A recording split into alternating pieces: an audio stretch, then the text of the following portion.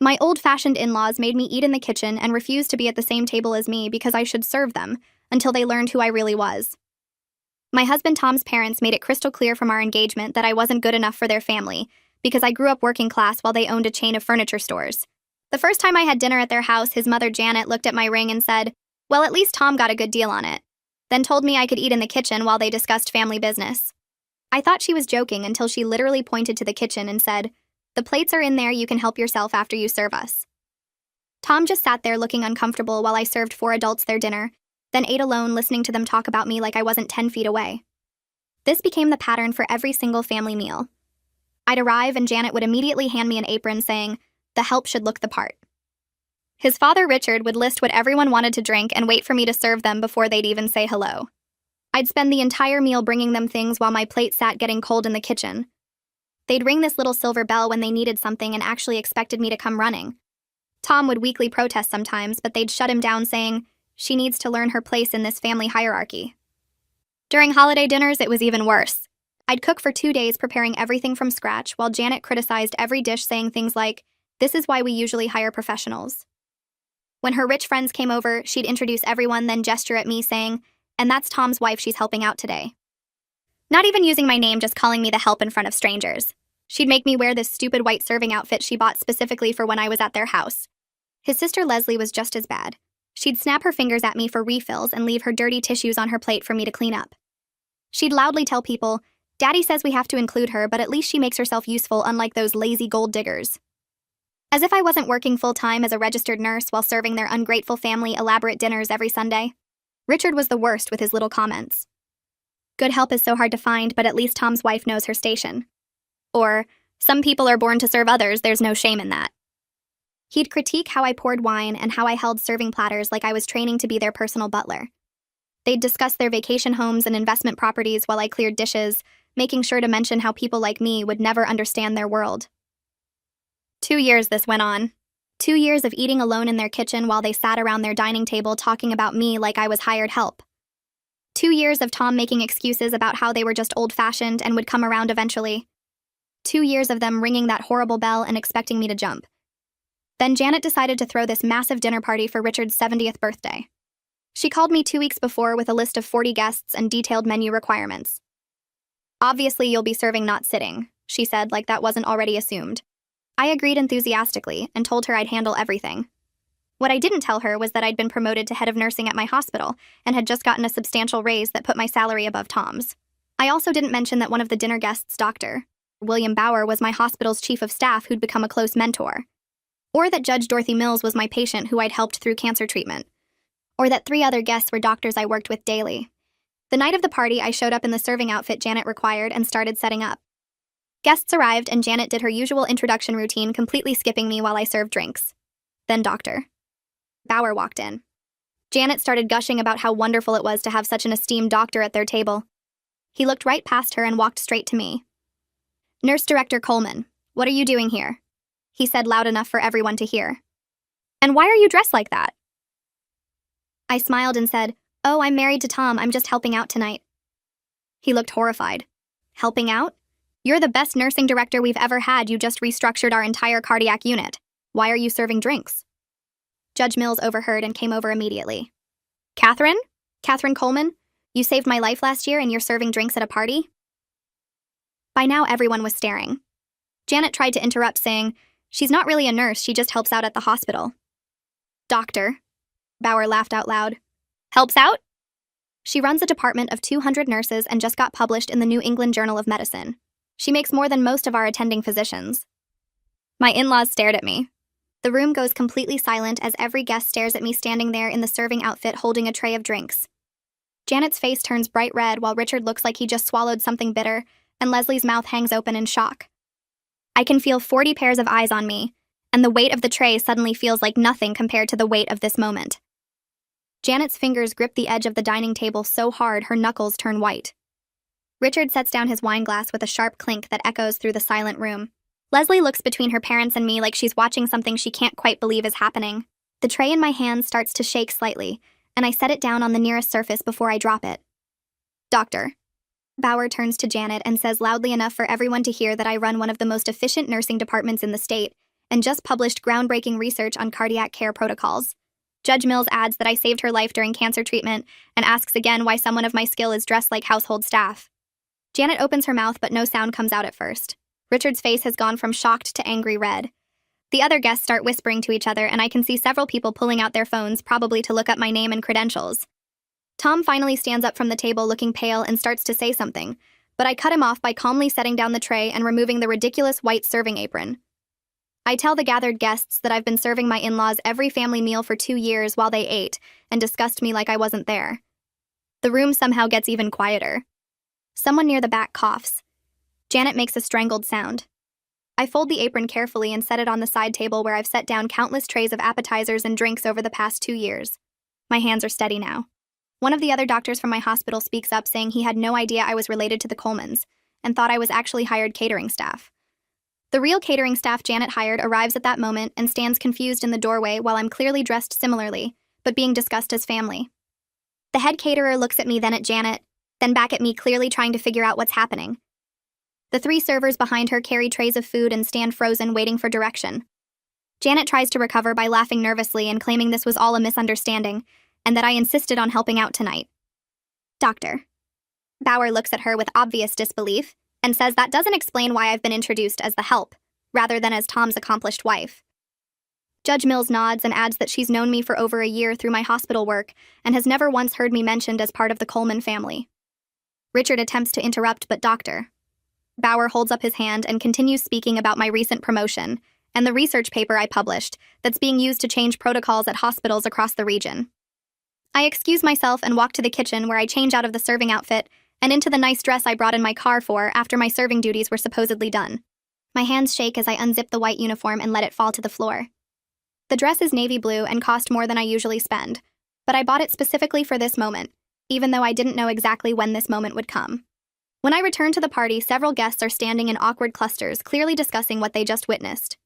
Tom follows me and tries to pull me aside, but I tell him we'll talk at home because I'm not doing this in front of his parents' guests. His face shows panic because he realizes this can't be smoothed over with his usual weak excuses about family traditions. He reaches for my arm, but I step back and his hand falls to his side. Richard attempts to give his birthday speech, but the energy in the room is completely wrong, and several guests make excuses to leave early. He stands at the head of the table with his champagne glass raised, but his voice comes out flat, and people start checking their watches and phones. Judge Mills approaches me privately and says if I ever need legal advice about anything to call her office directly. She squeezes my hand and looks me straight in the eye when she says it. Janet corners me in the hallway and hisses that I've humiliated them in front of their most important friends and business associates. I respond calmly that I simply existed in my actual professional capacity, and her humiliation is from 2 years of lying about who I am. Her face goes from red to almost purple, and she opens her mouth to say something else, but Richard calls her name from across the room. The party ends early with guests filtering out while giving me sympathetic looks, and the Coleman family cold stares. Several people stop to shake my hand and tell me they had no idea about my work at the hospital. Doctor. Bauer tells me he'll see me Monday, and gives Janet and Richard a look that could freeze water. Tom and I drive home in complete silence because anything said in the car will just be the opening of a much larger conversation. At home, Tom starts in before I even close the apartment door. He says his parents are old-fashioned and set in their ways, and they don't understand modern relationships. I drop my purse on the counter and cut him off mid-sentence. I tell him I'm done pretending that treating me like hired help is some quirky family tradition, instead of what it actually is, which is deliberate cruelty designed to make me feel small. Tom's face goes pale, and he opens his mouth, but nothing comes out. He tries again, saying he knows it's been hard, but they're from a different generation, and we just need to be patient. I shake my head and walk to the bedroom to change out of the navy dress. Tom follows me, asking what I want him to say because his parents aren't going to change overnight. I pull off my heels and tell him they've had 2 years to change, and instead they made me eat alone in their kitchen while discussing my inadequacies like I was furniture. Tom sits on the edge of our bed and runs his hands through his hair. He says he was planning to talk to them about treating me better, but he hadn't found the right moment yet. I turn around and stare at him. I point out that the right time was the very first dinner when his mother pointed to the kitchen and told me to serve them before eating alone. That was the moment he should have stood up and said his wife would be sitting at the table with everyone else. Tom looks down at his hands and says nothing. I change into sweatpants and a t-shirt while the silence stretches between us. I tell Tom that I make more money than he does now. He looks up confused, and I continue explaining that I run a department of 200 nurses and my research gets published in medical journals that doctors across the country read. Tom's expression shifts to something between surprise and discomfort. He admits quietly that he didn't realize how much my recent promotion increased my salary or that my work was getting that kind of national recognition. I sit down on the bed next to him, but not touching. I ask if he thought I was just helping out at the hospital like his mother kept telling everyone. Tom shakes his head quickly and says no, but he clearly didn't understand the scope of what I do every day, while his parents rang their little bell expecting me to jump. He flinches when I mention the bell, and I know he's thinking about all the times he heard it and said nothing. Tom stands up and paces across the bedroom. He says his parents will come around eventually if we just give them more time to adjust. I laugh without any humor in it. I tell him I'm done giving time to people who ring a bell and expect me to come running like I'm their personal servant. Tom stops pacing and his whole body goes tense because he knows exactly what I'm referring to, and he's heard that bell hundreds of times without ever objecting once. I stand up and face him directly. I tell Tom he has to choose whether he's married to me or whether he's still trying to please parents who treat his wife like domestic staff. Tom protests immediately, saying it's not that simple because family is complicated and there's history and dynamics I don't fully understand. I cut him off again and say actually it is exactly that simple. Either I'm his wife who deserves basic respect, or I'm the help who eats in the kitchen. Tom asks what I want him to do, and his voice sounds desperate. I tell him he needs to have a direct conversation with his parents tomorrow, making it crystal clear that I will never serve them again, and will be treated as an equal family member, or we won't attend their family events anymore. Tom's face goes white and he looks terrified at the prospect of confronting his parents like that. He asks if I really mean we'd stop going to family dinners and holidays. I tell him yes, I really mean it because I'm not spending another holiday cooking for 2 days just to eat alone while they criticize everything I made. Tom nods slowly and says he'll talk to them tomorrow.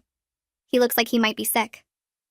That night, I lie in bed staring at the ceiling, unable to sleep. My mind keeps replaying 2 years of cold meals in their kitchen while they sat 10 feet away discussing how I wasn't good enough for their family. I think about every time Janet handed me that apron, and every time Richard critiqued how I poured wine like I was training to be their butler.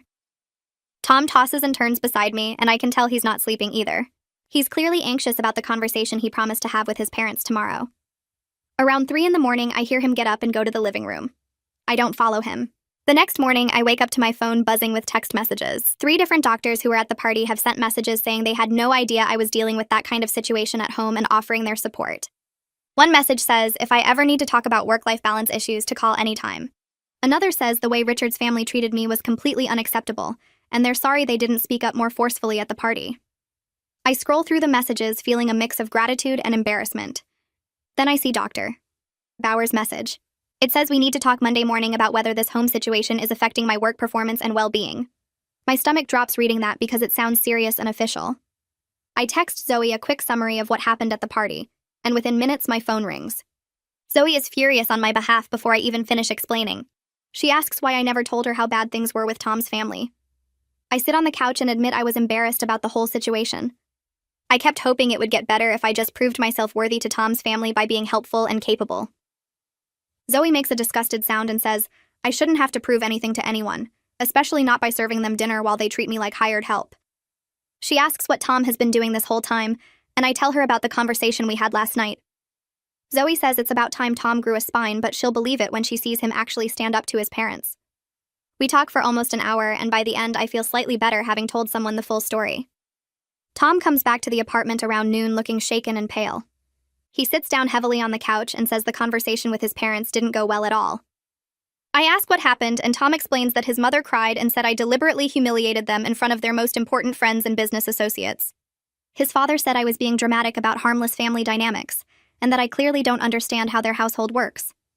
Tom looks defeated, and I can see he's already second-guessing whether he said the right things. I look at Tom sitting there looking defeated and ask him exactly what he said to his parents.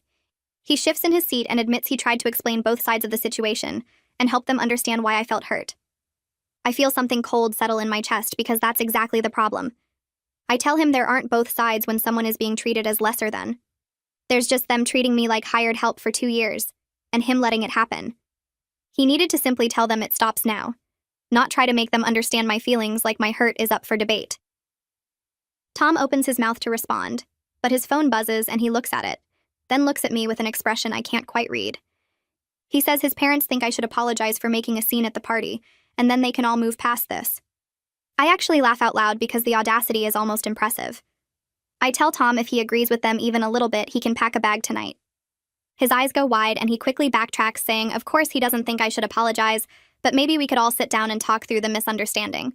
I stand up from the couch and tell him it's not a misunderstanding when someone hands you an apron and tells you the help should look the part. It's not a misunderstanding when they ring a bell and expect you to come running. It's not a misunderstanding when they make you eat alone in the kitchen for 2 years.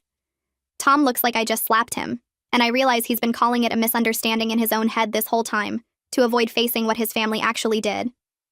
My phone rings and I see a number I don't recognize. I answer it and a woman's voice says, "This is Rachel and she's Tom's aunt on his father's side." She says she heard what happened at the party from Melody, who called her immediately after leaving. Rachel tells me she's always thought Janet was cruel and Richard was pompous, and she's glad someone finally called them out publicly. I walk into the bedroom while Tom sits on the couch looking lost and Rachel keeps talking. She says when Tom's father married Janet, he started putting on airs and treating people as beneath him, including his own siblings. Rachel stopped attending family events years ago because she was tired of the condescension and social climbing. She says the Coleman family used to be normal working people until Richard's furniture stores took off, and Janet convinced him they were better than everyone else.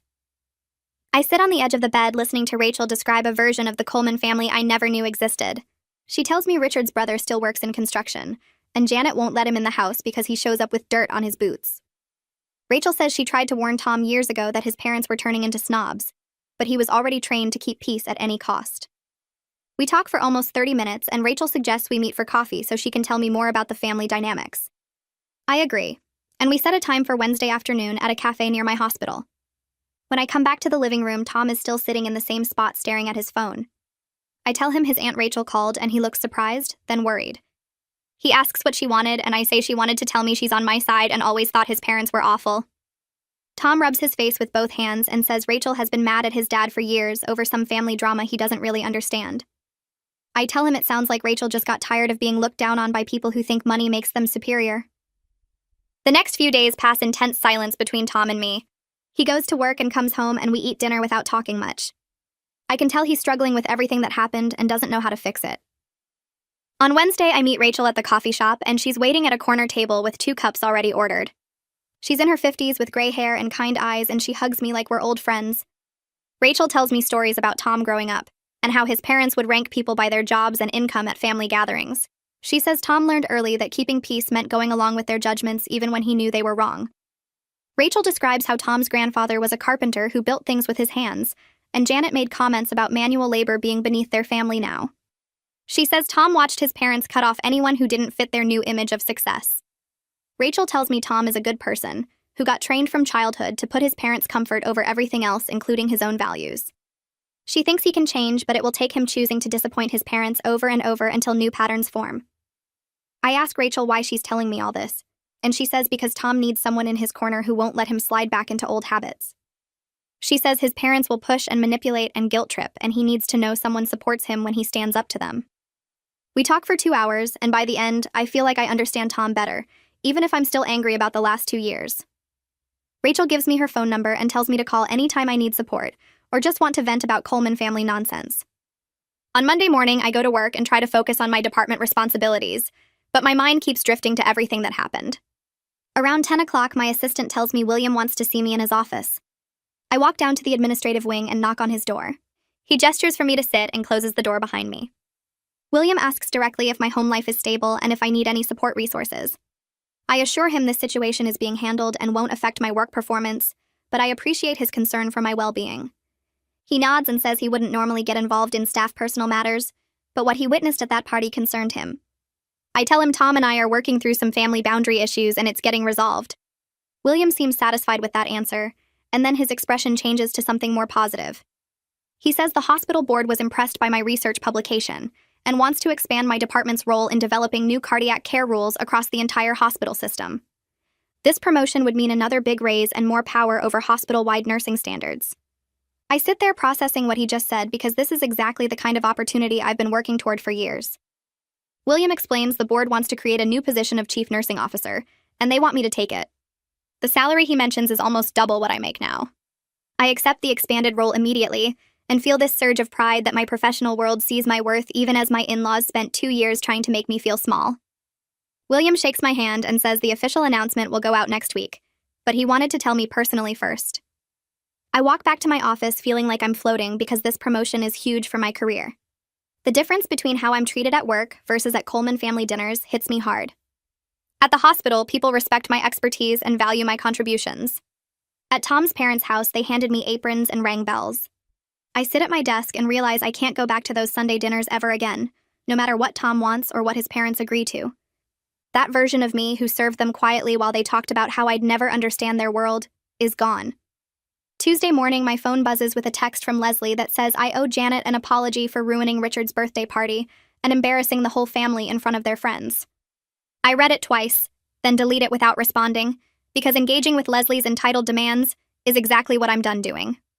She sends another text 10 minutes later saying my silence is childish and proves I don't care about family harmony.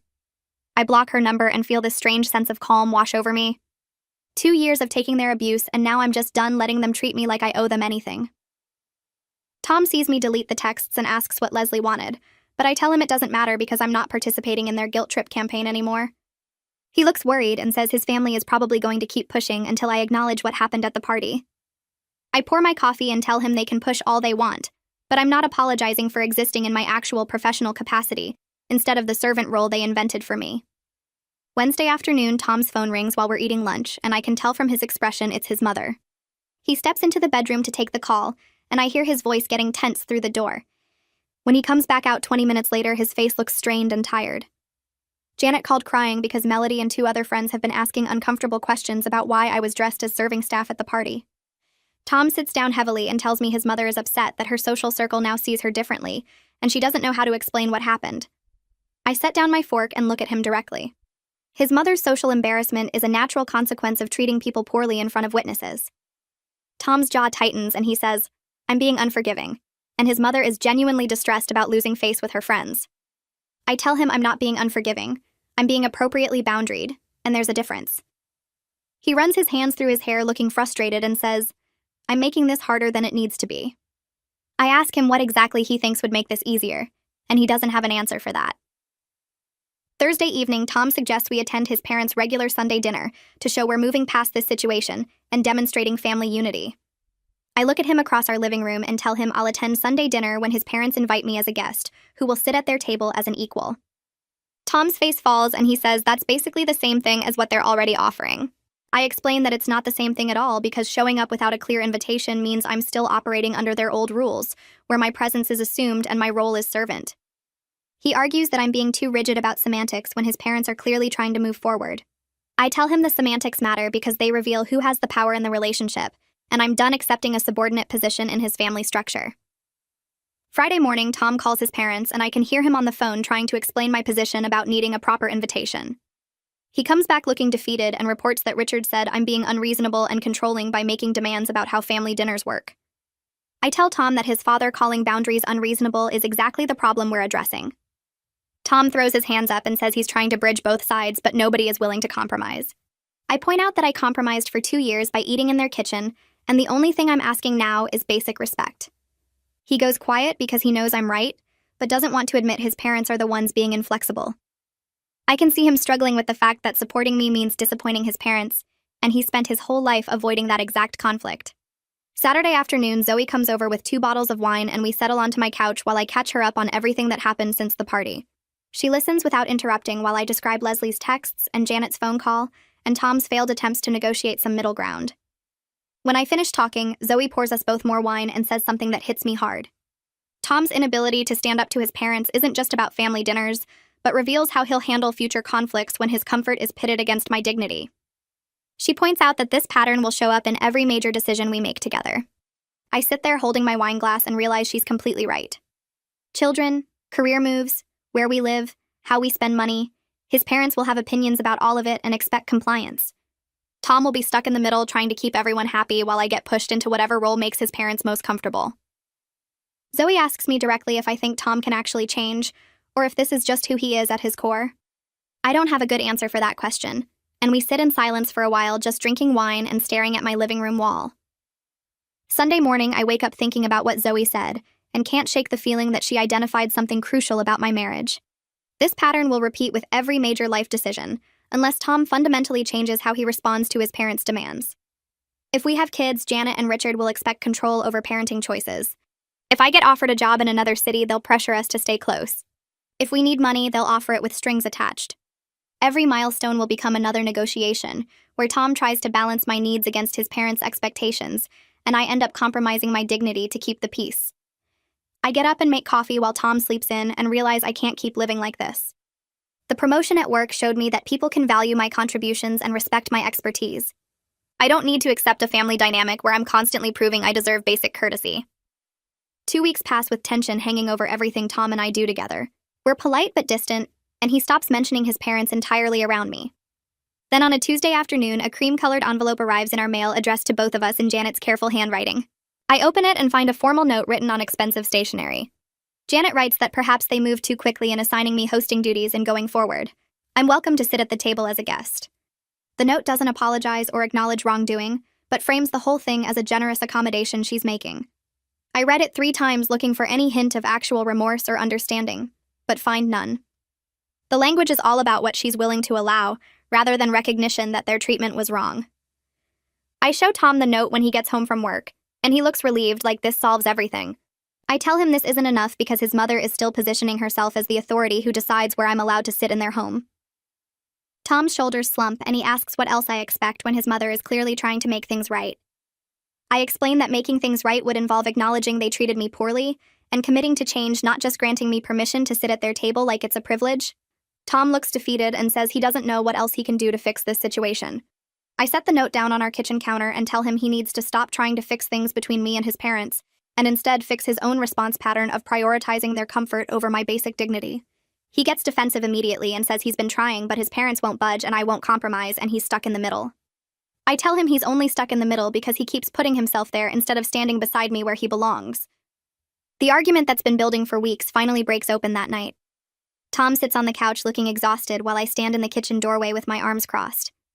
I tell him his 2 years of sitting quietly while his parents treated me like hired help wasn't just weakness, but actual betrayal of our marriage. He flinches at the word betrayal, but I keep going because I need him to understand that every time he let them ring that bell and watched me come running, he chose them over me.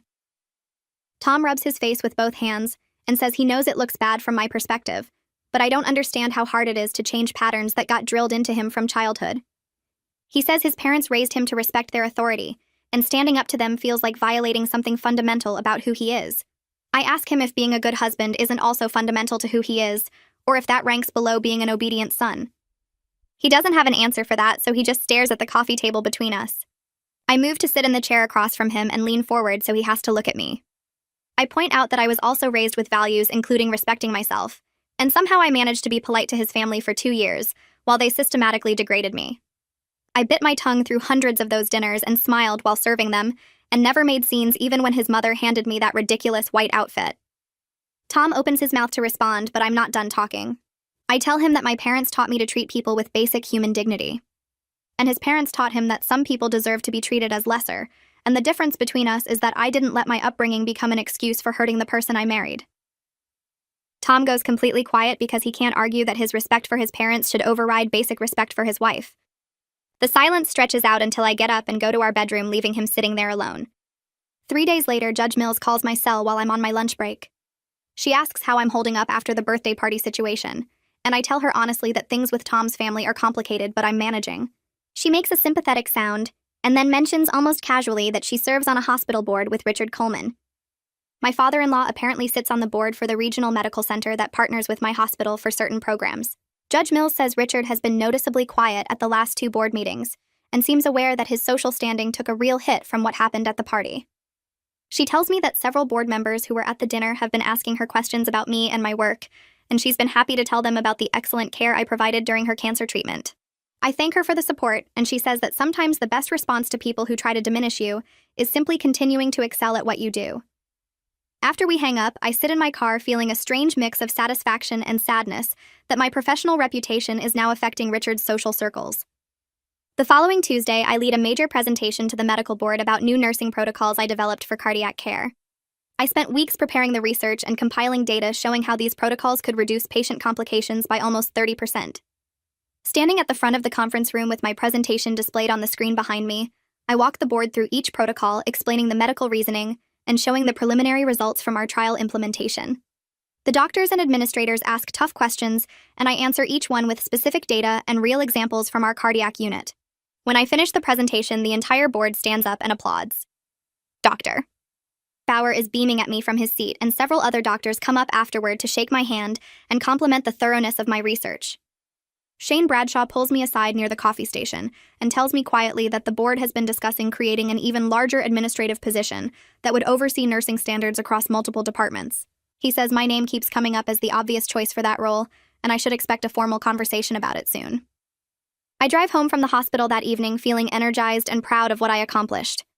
When I walk into our apartment, I smell food cooking and find Tom in the kitchen wearing an apron and stirring something on the stove. The dining table is set nicely with our good plates and cloth napkins, and there are candles waiting to be lit. Tom looks up when I come in and smiles nervously. He tells me he wanted to make dinner for me because he's been thinking about how I spent 2 years cooking elaborate meals for his family while they made me eat alone in the kitchen. He says he wants to show appreciation for me differently going forward, and that starts with doing more of the cooking and making sure I know my efforts don't go unnoticed. I set my bag down and walk over to look at what he's making. It's not fancy, but he clearly put real effort into it. I thank him and ask what brought this on specifically. Tom turns off the stove and faces me directly. He tells me he's been seeing a therapist for the past 3 weeks to work on his conflict avoidance and people-pleasing patterns. I didn't know he'd started therapy, and my surprise must show on my face. He explains that after our big fight, he realized he needed professional help to understand why he keeps sacrificing important things to avoid disappointing his parents. His therapist apparently pointed out during their second session that Tom sacrificed his marriage to avoid disappointing his parents, and that pattern will eventually destroy our relationship if he doesn't fundamentally change it. Tom's voice cracks a little when he says this, and I can see how hard it is for him to admit he needs this kind of help. He tells me the therapist is helping him see that his parents trained him from childhood to prioritize their comfort over his own needs, and he's been doing that automatically without even recognizing it as a choice. I feel something shift in my chest hearing this. I tell Tom that I'm cautiously hopeful about him taking concrete action. Therapy is just a starting point, and I need to see sustained behavior change over time. He nods immediately and says he knows words aren't enough after 2 years of weak protests and no real action to protect me. He says his therapist asked him to imagine how he'd feel if someone treated our future children the way his parents treated me, and that question hit him hard. Tom reaches for my hand and I let him take it. I tell him I want to believe things can change, but I'm tired of hoping and being disappointed. He squeezes my hand and promises he's committed to doing the actual work, not just talking about it. We eat the dinner he made and it's nice, but I can't fully relax because I've heard promises before. 2 weeks pass with Tom actively working on being more present and supportive. Then his phone rings on a Saturday morning and I see his father's name on the screen. Tom answers and I watch his body language shift as Richard's voice comes through loud enough that I can hear the demanding tone even from across the room. Richard tells Tom that Leslie is getting engaged and they're throwing a party next month, and family is expected to show up for important events. Tom takes a breath and says we'll attend the engagement party if I'm introduced as his wife, and treated as an equal guest, not as staff. There's silence on the other end, and then Richard's voice comes back sounding offended. Tom doesn't back down. He says given recent history, he needs explicit assurance from both his parents that I'll be welcomed appropriately as a member of the family. Richard blusters that of course I'll be treated as family, and acts insulted that Tom would even suggest otherwise. Tom's jaw tightens and he repeats that he needs clear assurance because the pattern of behavior over the past 2 years makes verbal promises insufficient. I can hear Richard calling for Janet in the background, and then there's muffled conversation. Janet gets on the phone and her voice comes through tight and controlled. She tells Tom in careful words that I'm welcome to attend Leslie's engagement party as a guest, and they'll make sure everyone knows I'm Tom's wife and works at the hospital. The concession clearly pains her, but she values appearances and social standing enough that she'd rather agree to basic courtesy than have Tom and I skip a major family event.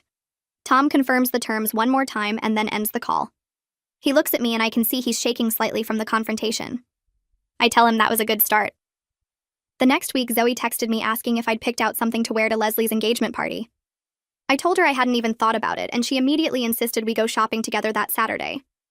We met at the mall, and Zoe dragged me straight to the department store's designer section, which I normally walked right past without looking.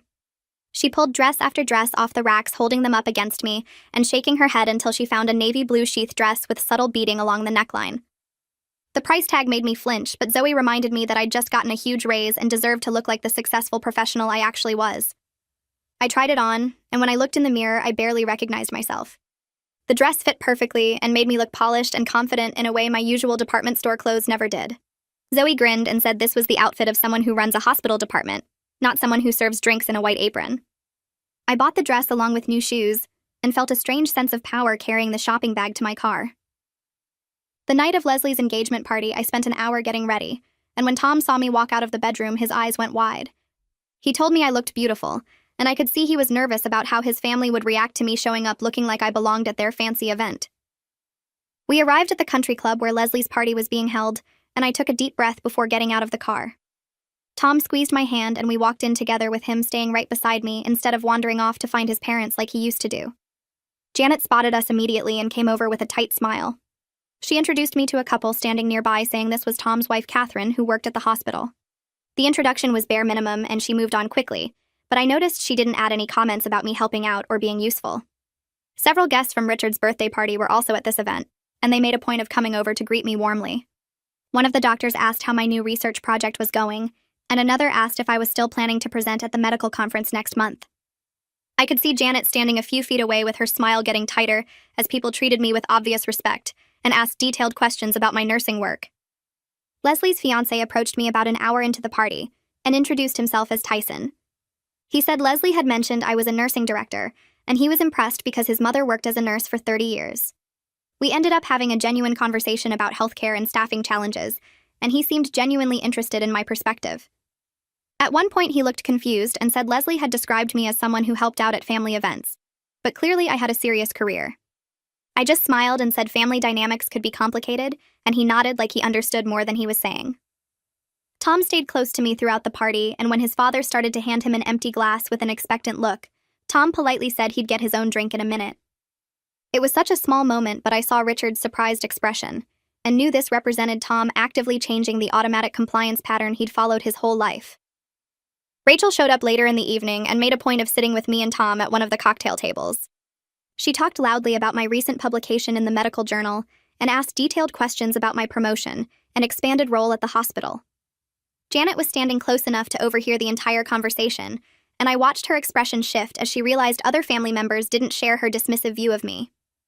Rachel caught my eye at one point and gave me a small smile that felt like solidarity.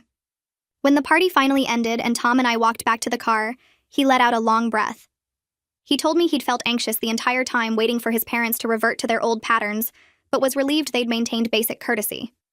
I told him one successful event didn't erase 2 years of being treated like hired help, but it was a starting point for rebuilding trust. The following week, Shane called me into his office at the hospital and said the board wanted to offer me the major administrative position he'd mentioned before.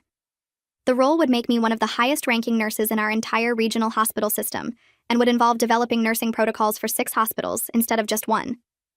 The salary increase would put me significantly above Tom's income, and I'd be reporting directly to the executive leadership team.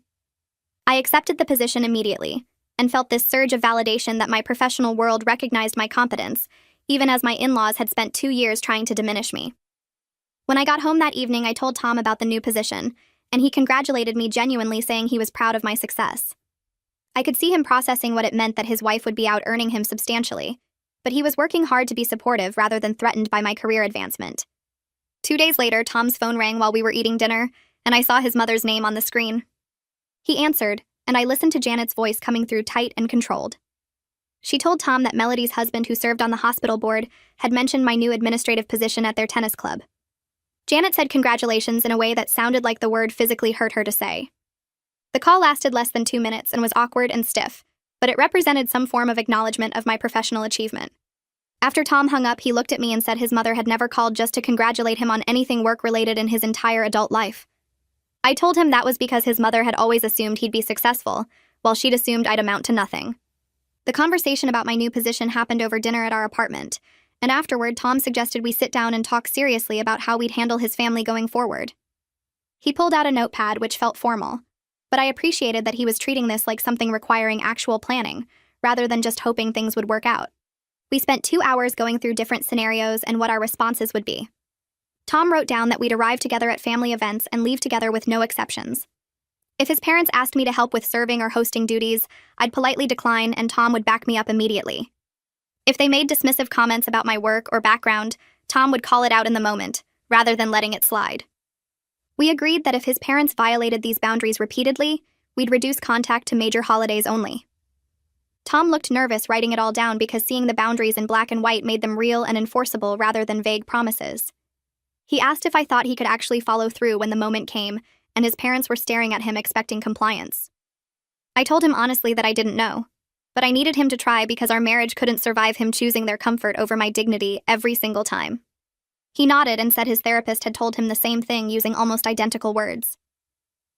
The following Sunday, Janet called to invite us for dinner, and Tom answered on speakerphone so I could hear. She used her usual tone that assumed we'd accept, and Tom took a visible breath before responding. He told her we'd come for dinner but wanted to clarify that Catherine would be attending as a guest and sitting at the table throughout the meal. There was a long pause on the other end before Janet said in a tight voice that, of course I'd be sitting at the table, and she didn't understand why Tom felt the need to specify something so obvious. Tom didn't back down and said given the past 2 years he wanted to make expectations clear going forward. Janet made a small huffing sound and said dinner would be at 6, then hung up without saying goodbye. Tom looked at me with this expression that was half proud and half terrified, like he'd just jumped off a cliff and wasn't sure if he'd land safely. Sunday evening, we drove to his parents' house, and I felt anxious the entire way there, wondering if they'd actually follow through or if this would turn into another humiliating scene. Tom reached over and squeezed my hand when we pulled into their driveway. We walked in together, and Janet greeted us at the door with a smile that didn't reach her eyes. She gestured toward the living room where Richard and Leslie were already sitting with drinks. Nobody handed me an apron or pointed toward the kitchen. We sat down on the couch, and Janet asked what we wanted to drink, then went to get the drinks herself. The whole interaction felt stiff and unnatural, like we were all reading from a script nobody had fully memorized. Richard made small talk about Tom's work and asked me a few polite questions about the hospital that felt forced, but were at least directed at me rather than about me. When Janet announced dinner was ready, we all moved to the dining room, and I sat down at the table in a chair that had always been occupied by someone else during previous meals. Janet served the food herself, moving around the table with serving dishes while we passed plates. The silver bell sat on the sideboard where it always lived, but nobody rang it. Conversation during dinner was careful and full of long pauses where people chewed and avoided eye contact. Leslie mentioned her wedding planning, and Janet talked about redecorating one of their vacation homes. Richard brought up some business decision about the furniture stores, and actually asked for my opinion on the customer service angle since I dealt with patient relations at the hospital. His question felt awkward, like he wasn't sure how to interact with me as an equal, but was making an effort. Halfway through the meal, Richard made a comment about how some people didn't understand the value of building generational wealth. Tom immediately spoke up and said that kind of dismissive comment wasn't helpful, and Catherine had built her own successful career without family money. Richard looked startled that Tom had contradicted him directly at his own dinner table. Janet jumped in trying to smooth things over, saying Richard didn't mean anything by it, but Tom held firm and said the comment was dismissive regardless of intent. I watched this exchange feeling proud of Tom and anxious about the tension filling the room. Later, Richard started to say something about people knowing their place in family structures, and Tom cut him off again, saying we weren't going to talk about people knowing their place because that language was part of the problem. Richard's face turned red and he went quiet. The rest of dinner passed in uncomfortable silence, broken only by requests to pass dishes and comments about the food. Nobody brought up my work or made jokes about serving or mentioned anything related to the past 2 years. The absence of their usual behavior felt almost as loud as the behavior itself had been. After dinner, Janet offered coffee and dessert, and we stayed for another awkward hour of stilted conversation, before Tom said we should head home. We said goodnight and walked to the car without anyone suggesting I help clean up or asking me to come early next week to help prepare. In the car driving home, Tom let out a long breath and asked if I thought his parents would ever really change, or if this careful politeness was the best we could hope for. I told him honestly that his parents would probably always view me as beneath them, because people that invested in social hierarchy don't usually let go of those beliefs. But what mattered wasn't whether they changed their minds about me, but whether Tom stopped enabling their treatment of me. Our marriage wasn't perfect, and his family would always be difficult, but we were building something more honest where I wasn't expected to earn my seat at the table. Tom nodded and reached for my hand while keeping his eyes on the road ahead.